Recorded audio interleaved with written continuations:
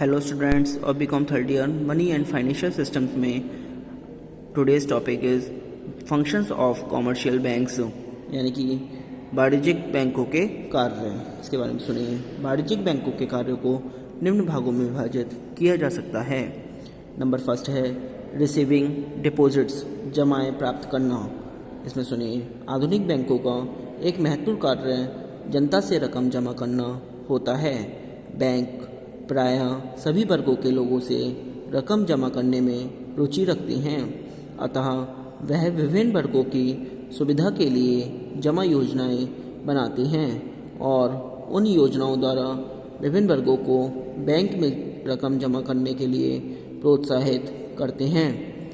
इसमें नंबर 1 है current account, यानी चालू खाता। इस खाते की विशेषता यह है कि इसमें किसी भी समय कितनी भी रकम या रकमें जमा कराई जा सकती हैं और आवश्यकता अनुसार कितनी भी बार निकलवाई जा सकती हैं।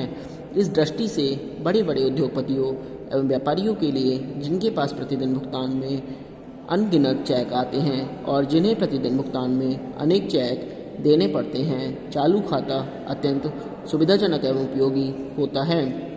चालू खाता एक महत्वपूर्ण सुविधा है क्योंकि इस खाते का प्रयोग करने वाले व्यक्तियों के लेन देन का संपूर्ण हिसाब बैंक रखता है और यदि कभी आवश्यकता पड़ जाए तो किसी भी भुगतान का प्रमाण बैंक प्रस्तुत कर सकता है। इस दृष्टि से चालू खाता रखने वाले व्यक्तियों को प्रायः उनकी जमा रकम पर कोई ब्याज नहीं दिया जाता। कुछ छोटे बैंक चालू खाते पर सांकेतिक ब्याज दे देते हैं। वास्तव में चालू खाते पर प्रायः प्रत्येक अच्छे बैंक द्वारा कुछ आकस्मिक शुल्क लिया जाता है। यह शुल्क इस बात से लिया जाता है कि बैंकों को चालू खाता रखने वाले व्यक्तियों के लेन देन का ब्यौरा समय समय पर भेजना पड़ता है। उनके खातों में अनेक भुगतान करने पड़ते हैं और चालू खातों में जमा रकम का प्रयोग भी अत्यंत सीमित रूप में ही किया जा सकता है क्योंकि यह रकम किसी भी समय निकाली जा सकती है। नंबर 2 सेविंग बैंक अकाउंट, बचत खाता। वेतनभोगी जनता तथा अन्य सामान्य आय वाले व्यक्तियों के लिए बैंकों द्वारा एक विशेष प्रकार के खाते की व्यवस्था की जाती है जिसे बचत खाता कहते हैं। इस खाते में छोटी रकमें भी जमा की जा सकती है। इस प्रकार के खातों में रकमें दिन में कितनी ही बार जमा तो करवा सकते हैं, परंतु निकालने की सुविधा सप्ताह में केवल 1 या 2 बार ही दी जाती है। बचत खाता सामान्य आय वाले मध्यम वर्गीय परिवारों के लिए अत्यंत उपयोगी होता है क्योंकि इसमें रकम जमा करने तथा निकालने की सामान्य सुविधाएं उपलब्ध हैं। वर्तमान में बचत खातों में जमा राशियों पर भारतीय बैंकों द्वारा 3 से 4% ब्याज दिया जाता है, जो कि RBI के निर्देशों के तहत बैंकों के विवेकाधिकार के अंतर्गत एक सीमा तक परिवर्तनीय है। नंबर 3 फिक्स्ड डिपॉजिट अकाउंट, स्थायी जमा खाता। स्थायी जमा खाते में प्रायः एक निश्चित अवधि जो 46 दिन से लगाकर 3 वर्ष या उससे अधिक हो सकती है के लिए रकम जमा करवाई जा सकती है। रकम जमा करते समय एक जमा रसीद यानी कि डिपॉजिट रिसीप्ट मिलती है जिस पर रकम जमा होने की तारीख, रकम निकालने की तारीख तथा रकम और ब्याज की दर लिखी जाती है। यह जमा रसीद अपरिवर्तनीय होती है, अर्थात इस पर वर्णित रकम केवल जमा कराने वाले व्यक्ति को ही मिल सकती है, किसी अन्य व्यक्ति को नहीं। स्थायी जमा खातों में जमा करवाई गई रकम अवधि बीतने पर लौटाई जा सकती है, उससे पूर्व नहीं। यदि जमा करने वाले को समय से पूर्व रकम की आवश्यकता हो तो वह जमा रसीद की जमानत पर ऋण ले सकता है। इस ऋण पर प्रायः जमा पर मिलने वाले ब्याज से अधिक ब्याज देना पड़ता है। इस संबंध में विशेष बात यह है कि यदि जमा करने वाला व्यक्ति अपनी रकम अवधि के पूर्व निकलवाना चाहे तो जमा पर में प्रवर्ती ब्याज दर ही देय होती है। नंबर 4 आता है होम सेविंग अकाउंट, घरेलू बचत खाता।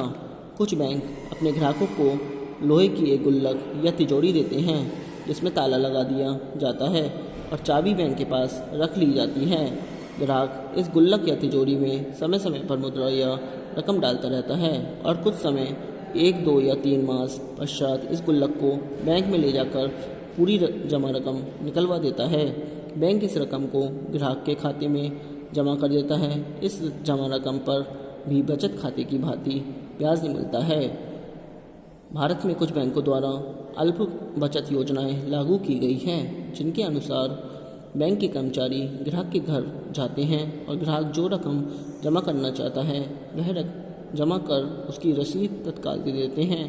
ग्राहकों के घर वे प्रायः महीने के पहले सप्ताह में चक्कर लगाते हैं, क्योंकि उस समय उनके पास जमा के लिए कुछ रकम होती है।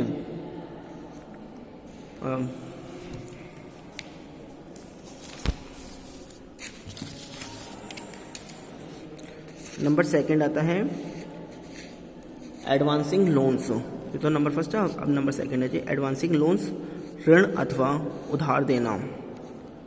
इसमें सुनिए, बैंक जितनी रकम जमा के रूप में प्राप्त करते हैं उनका अधिकांश भाग ऋण के रूप में दे देते हैं, ताकि उनको अधिक से अधिक आमदनी हो सके और वह उस आमदनी में से न केवल बैंक के खर्चे निकाल सकें बल्कि जमा करने वाले की रकम पर ब्याज भी चुकाया जा सके। आता है प्रिकॉशंस टू बी ऑब्जर्व, यानी कि ऋण देते समय सावधानियाँ। ऋण देते समय बैंकों को दो बातों का विशेष ध्यान रखना पड़ता है।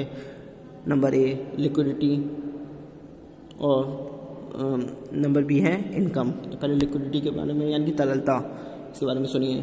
तरलता का अर्थ यह है कि बैंक जितनी भी जमाएं प्राप्त करता है उनका एक निश्चित भाग नकद रूप में रखता है, ताकि वह अपने ग्राहकों की मांग को पूरा कर सके।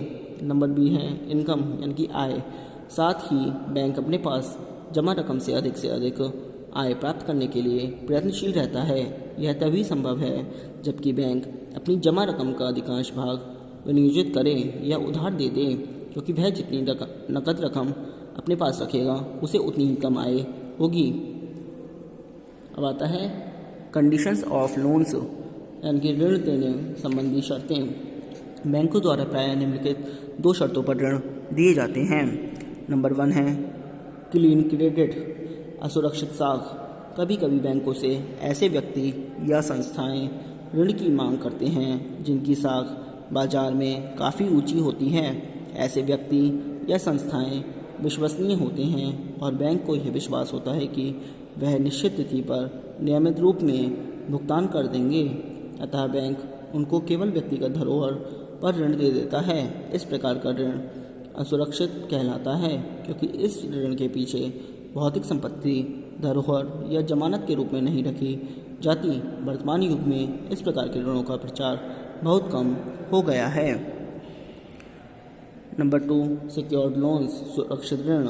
व्यापारिक बैंक द्वारा दिए जाने वाले ऋणों का अधिकांश भाग सुरक्षित होता है, अर्थात उनके पीछे पर्याप्त मूल्य की संपत्ति धरोहर या जमानत के रूप में रखी जाती है। इसका यह लाभ है कि बैंक को किसी जोखिम यानी रिस्क का सामना नहीं करना पड़ता, क्योंकि यदि ग्राहक समय पर ऋण की रकम का भुगतान नहीं करता तो बैंक धरोहर को बेचकर ऋण की रकम वसूल कर सकता है। अब आता है टाइप्स ऑफ लोन्स, यानी कि ऋणों के प्रकार।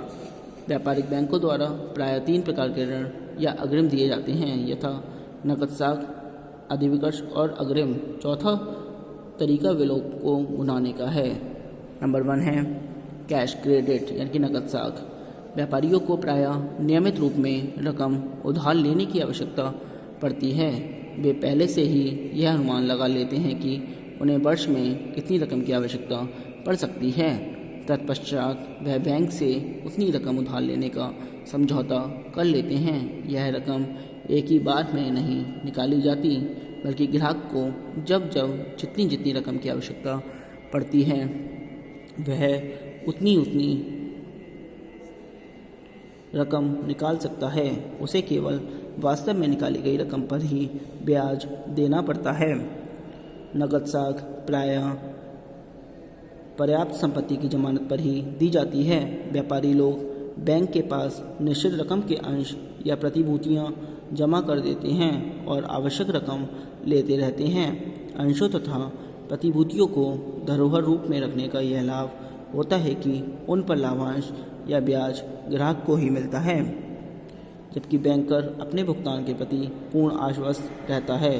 नंबर 2 ओवरड्राफ्ट, यानी कि अधिविकर्ष। बैंक में चालू खाते रखने वाले व्यक्ति अपनी जमा रकम से अधिक रकम प्राप्त करने के लिए बैंक से समझौता कर लेते हैं कि बैंक उनको एक निश्चित रकम तक अपने खाते में जमा रकम के अतिरिक्त निकालने की अनुमति दे देगा। यह रकम ही अधिविकर्ष कहलाती है। ग्राहक के लिए यह आवश्यक नहीं है कि उसने जितनी रकम के अधिविकर्ष या समझौता किया है उतनी रकम तत्काल एक बार में ही निकाल ले। यह आवश्यकतानुसार राशियाँ समय समय पर निकाल सकता है। उसे वास्तव में निकाली गई रकम पर ही ब्याज देना पड़ता है। इस संबंध में स्मरणीय तथ्य यह है कि अधिविकर्ष देते समय भी बैंक ग्राहक की साख का ध्यान रखता है और पर्याप्त जमानत रखकर ही अधिविकर्ष की स्वीकृति देता है। अधिविकर्ष तथा नकद साख में अंतर, difference between overdraft and cash credit. सुनिए, अधिविकर्ष और नकद साख में अंतर की मुख्य बातें निम्नांकित हैं। एक मौलिक अंतर यह है कि अधिविकर्ष केवल चालू खाता रखने वाले व्यक्तियों को ही दिए जाते हैं, जबकि नकद साख किसी भी व्यक्ति को दी जा सकती है। नकद साख सदा पूरी जमानत रखने के पश्चात ही दी जाती है, जबकि अधिविकर्ष प्रायः व्यक्तिगत जमानत पर दे दिए जाते हैं, क्योंकि चालू खाते रखने वाले व्यक्ति एवं संस्थाएं बैंक के पुराने ग्राहक होते हैं। अधिविकर्ष प्रायः अत्यंत अल्पकाल 3 माह के वास्ते दिए जाते हैं, जबकि नकद साख प्रायः 1 वर्ष के लिए स्वीकार की जाती है। अधिविकर्षों पर ब्याज की दर नकद साख पर ली जाने वाली दर से अधिक होती है, क्योंकि अधिविकर्ष अनेक बार व्यक्तिगत साख पर दिए जाते हैं। नंबर 3 आता है एडवांसेस। बैंक अपने ग्राहकों को समय समय पर हुंडी रकम या अग्रिम देते रहते हैं। ऋण एक निश्चित रकम के लिए दिए जाते हैं और इनमें किस्तों का कोई प्रश्न नहीं उठता। यदि कोई 20,000 रुपये का ऋण लिया गया है तो 20,000 रुपये ग्राहक के खाते में तत्काल जमा कर दिए जाते हैं, ताकि वह चेक द्वारा उस रकम को निकाल सके तथा जमा रकम पर ब्याज लगना आरंभ हो जाता है। चाहे वे चेक द्वारा अपने खाते में से उस रकम का केवल एक भाग ही निकाले। इसके विपरीत अधिविकर्ष तथा नकद साख में निकाली गई रकम पर ही ब्याज लगता है। नंबर 4 आता है डिस्काउंटिंग ऑफ ट्रेड बिल्स। व्यापारिक बिलों की कटौती। बैंक द्वारा अपनी चालू पूंजी का एक भाग व्यावसायिक बिलों में विनियोजित यानी इन्वेस्ट किया जाता है। बैंक सावधि बिलों की कटौती करके तत्काल रकम देते हैं। कटौती करते समय वह इस बात का ध्यान अवश्य रखते हैं कि संबंधित बिल व्यावसायिक बिल हों, अर्थात वह किसी व्यावसायिक लेन देन के परिणाम स्वरूप लिखे गए हों। पश्चिमी देशों में बिलों की कटौती करने के लिए विशेष संस्थाएं हैं, जिन्हें कटौती गृह डिस्काउंट हाउस कहते हैं। यह संस्थाएं व्यावसायिक बिलों के संबंध में विशेष जानकारी रखती हैं। आज के लिए इतना ही। Thank you very much.